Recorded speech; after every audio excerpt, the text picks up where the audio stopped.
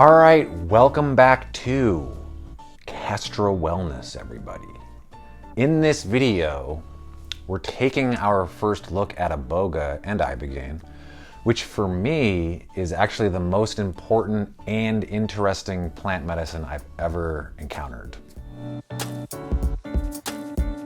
So full disclosure, I'm absolutely biased. My connection with Iboga stems from personal experience, professional practice, and years of research. So let's jump right in. So Ibogaine is a naturally occurring psychoactive compound found in the root bark of the Iboga plant, also called Tabernanthe iboga, which is a shrub native to Central West Africa, mostly in the country of Gabon. Traditionally used in spiritual and initiation ceremonies by the Bwiti people, Iboga has more recently gained global attention, mostly for its remarkable ability to interrupt opioid dependence by reducing its physical withdrawal symptoms. Sometimes completely and totally erases the withdrawal symptoms. And after my time working as an Ibogaine practitioner, I can confirm firsthand that Ibogaine is incredibly effective at eliminating the physical withdrawal symptoms associated with short-acting opioids like oxycodone and morphine.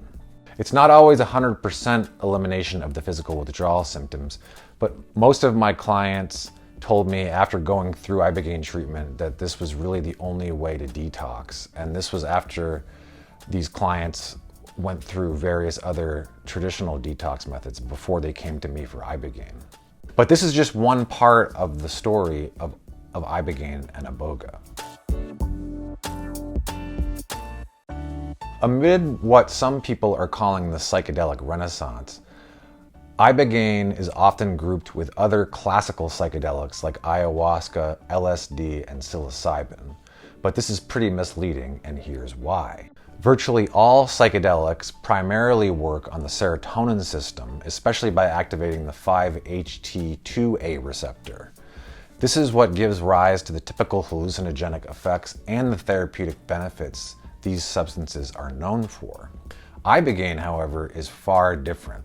While it does interact with various serotonin receptors and transporters, its mechanism of action goes far beyond the serotonin system, acting on a myriad of other regions, receptor sites, etc., in the brain and in the central nervous system. Ibogaine has also been labeled a non-selective compound, which means that it tends to affect people in highly individual ways at each of these sites. We'll probably go deeper into this fascinating aspect of Ibogaine in future videos. But for now, here's a quick look at the key systems Ibogaine influences in the brain and central nervous system. Nicotinic acetylcholine receptors, NMDA receptor antagonist, also ketamine's main mechanism of action, by the way, sigma receptors 1 and 2, the kappa and mu opioid receptors, serotonin transporters and receptors, as we already mentioned, dopamine transporters, monoamine uptake sites, muscarinic receptors, sodium channels, and neurotrophic factors like BDNF and GDNF.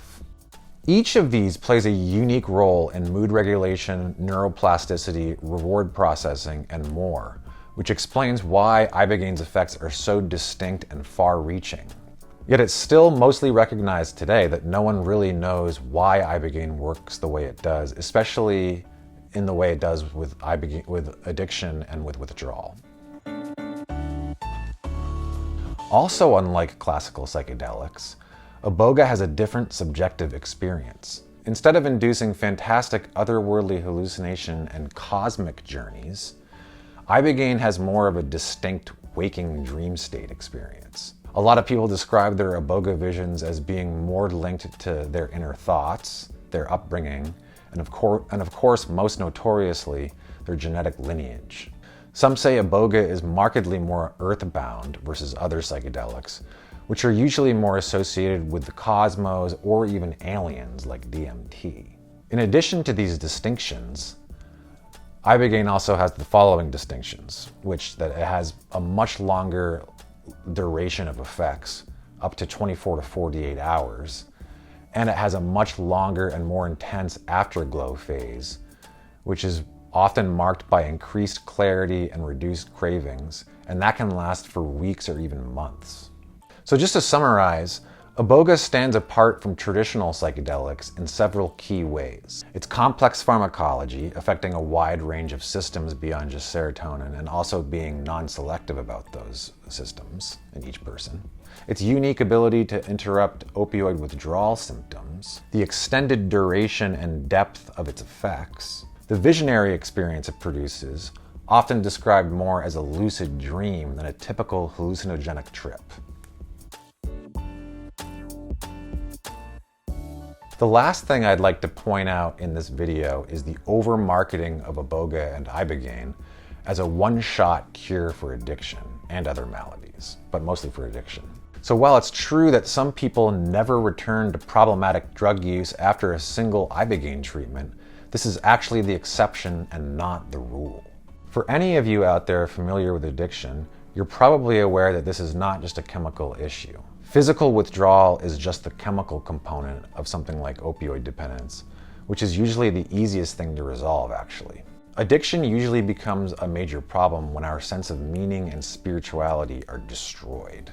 The way this happens is different for each person, but in general, we become disenchanted and broken by tragic and traumatic events in our lives, which can then become worse if we have no support or bad support. While Iboga can help us to gain more clarity and insight about these events and our behavior patterns, and even resolve some of them, we ultimately need to learn and implement a more beneficial way of life after the Iboga experience fades.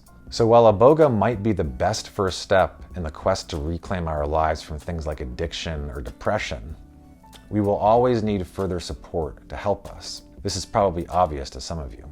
If you decide to do Iboga, it will probably be one of the most profound events in your life. But I say this again, you will need the right support to find your best lifestyle, the right community, and the right tools in order to prevent the possibility of your former negative mentalities from running your life again. So thank you again for tuning in to Kestra Wellness. I hope this video was helpful for some of you out there. This is only our first video about Ibogaine, so it's basically just a pretty broad introduction. So plan on more videos of Ibogaine coming.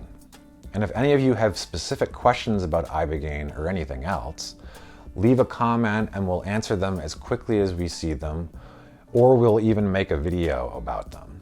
And one more thing, I've also started to take one-on-one calls, which the link is in the description to set up, where you can discuss with me your personal questions about psychedelic therapy, harm reduction, addiction, or anything else vaguely related. If the call doesn't help you in any way, you get an instant refund on your money.